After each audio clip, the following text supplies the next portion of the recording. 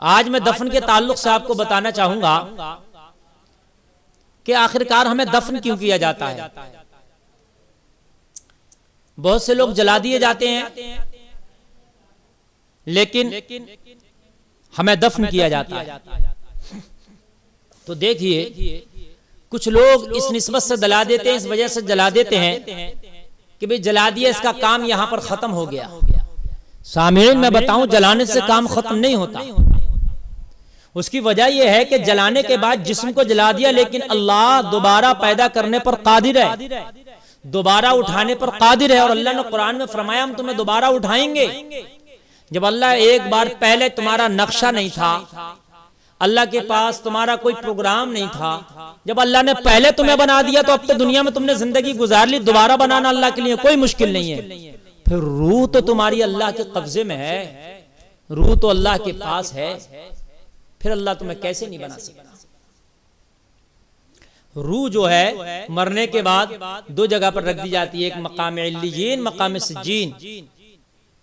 अच्छे लोगों की रूह को मकाम इल्लियीन में अल्लाह रख देता है, और गुनहगार और कुफार की रूह को अल्लाह मकाम सिज्जीन में रख देता है। तो रूह तो अल्लाह के पास है, अल्लाह के कब्जे में, दोबारा तुम्हें अल्लाह पैदा कर देगा। हमें दफन किया जाता है। दफन करने के बाद एक वजह तो यह हदीस शरीफ में है कि मरने के बाद भी रूह का ताल्लुक जिस्म से ना मुकम्मल रहता है ना मुकम्मल खत्म होता है। यानी जिस्म का ताल्लुक रूह से ना पहले की तरह ऐसा रहता है जैसे जिंदगी में था, और ना बिल्कुल खत्म हो जाता है। रूह का ताल्लुक मरने के बाद भी जिस्म से रहता है। जैसे मिसाल के तौर पर हदीस शरीफ में है कि अगर कोई तकलीफ होती है, मैयत को ले जाने में तेजी करते हैं, झटके लगते हैं, तो उसकी भी तकलीफ महसूस होती है। अगर मक्खी भी बैठ जाए तो उसका भी वजन महसूस होता है। अगर मैयत को कोई अजियत दी जाए तो उसकी तकलीफ महसूस करता है। रूह का ताल्लुक ना मुकम्मल पहले जैसा होता है ना मुकम्मल खत्म होता है। तो अगर एक मक्खी बैठ जाए, अगर जोर से हिलाया जाए तब उसे तकलीफ होती है, तो फिर उसको जलाया जाएगा तो कितनी तकलीफ होगी।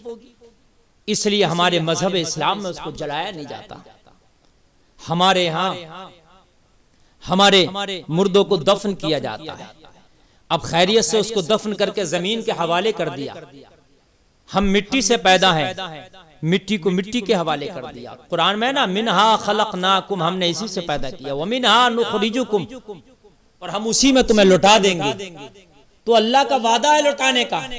हम अल्लाह की अमानतें, तो जब इंतकाल होता है तो अल्लाह की उस अमानत को उसी जमीन में हम लौटाते हैं कि अल्लाह तूने लौटाने का वादा किया, तेरी अमानत को जमीन के हवाले कर रहे हैं जिस जमीन से इसे पैदा किया था।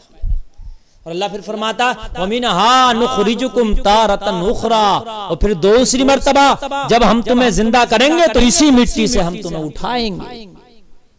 सब कुरान में अल्लाह इसी मिट्टी से हमें उठा लेगा, इसी मिट्टी से अल्लाह हमें जिंदा फरमा देगा। तो इसलिए हमको दफन किया जाता है। अल्लाह का वादा भी पूरा किया जाता है, वो अल्लाह की अमानत को भी सुपुर्द किया जाता है। फिर वो खाक है, खाक से मिल जाते हैं और इसी खाक से अल्लाह उठा लेगा। कईयों के जिस्म तो ऐसे भी होते हैं कि सलामत भी रहते हैं। हालांकि कब्र में अगर जिस्म गल जाए, सड़ जाए, तो ये इस बात की अलामत नहीं कि ये गुनाहगार है। नेक लोगों का जिस्म भी गल सकता है, ऐसा नहीं है। जिस्म गलना इस बात की अलामत नहीं है कि ये नेक नहीं था ना। बहुत से लोगों का जिस्म गल जाता है और कईयों का जिस्म नहीं भी गलता। कभी कभी अल्लाह निशानी के तौर पर रखता है उनको, नहीं भी गलता है उनका जिस्म, सलामत भी रहता है। लेकिन हाँ, अंबिया का जिस्म नहीं गल सकता। अंबिया का जिस्म सलामत है अपनी कब्रों में। नबी ने फरमाया, हदीस शरीफ है, मिशकात शरीफ की हदीस, इन्नल्लाह हर्रमा अलल अर्दी अन ताकुला जिसादल अंबियाई फनबियुल्लाहि हय्युन युरज़क़। मेरे नबी इरशाद फरमाते हैं कि अल्लाह ने जमीन पर हराम फरमा दिया है कि वो अंबिया इकराम के जिस्मों को खाए, तो अल्लाह के नबी जिंदा हैं अपनी अपनी कब्रों में, और ऐसे जिंदा हैं कि वो रिस्क दिए जाते हैं, यानी अपनी कब्रों में जिंदा भी हैं और अल्लाह की जानिब से रिस्क भी पाते हैं। आम लोगों के जिस्म गल सकते हैं, सड़ सकते हैं, नेकों के भी गुनाहगारों के भी, लेकिन अंबिया के जिस्म ऐसे ही अपनी कब्रों में मौजूद हैं जैसा उनको कब्र के हवाले किया गया था। ये नबी की हदीस से साबित है। तो ये आइडिया हमें कहां से आया दफन करने का? मैं आपको बताऊं। दुनिया में सबसे पहले दफन कौन हुआ? दुनिया में सबसे पहली कब्र किसकी बनी? दुनिया में सबसे पहले किसको सुपुर्द खाक किया गया? दुनिया में सबसे पहले दफीना किसका हुआ? तो मैं आपको बताऊं, हजरत आदम के दो बेटे हाबील और काबिल। हाबील का मर्डर कर दिया काबिल ने, आपको पता हो, मर्डर कर दिया अपने सगे भाई का। काबिल ने मर्डर कर दिया हाबील का, और मर्डर करने के बाद अब ये दुनिया का पहला मर्डर था, दुनिया का पहला कत्ल था। ये पहली मैयत थी दुनिया की, पहला दफीना था। कैसे करना था, क्या करे? कश्मकश में पड़ा, क्या करूं? हैरत में पड़ा, क्या करूं? मैंने मार तो दिया भाई को, मैंने कत्ल कर तो दिया भाई को, लेकिन आखिरकार अब इसकी लाशें का क्या करूं? हैरत में था। अल्लाह ने रहनुमाई फरमाई, अल्लाह ने दो फरिश्तों को उसकी तरफ भेजा। काबिल की तरफ दो फरिश्ते आए, एक कव्वे की शक्ल में, जो एक कव्वा परिंदा है ना, उसकी शक्ल में आए। आने के बाद दोनों ने झगड़ा किया और दोनों परिंदे एक दूसरे पर झपटे।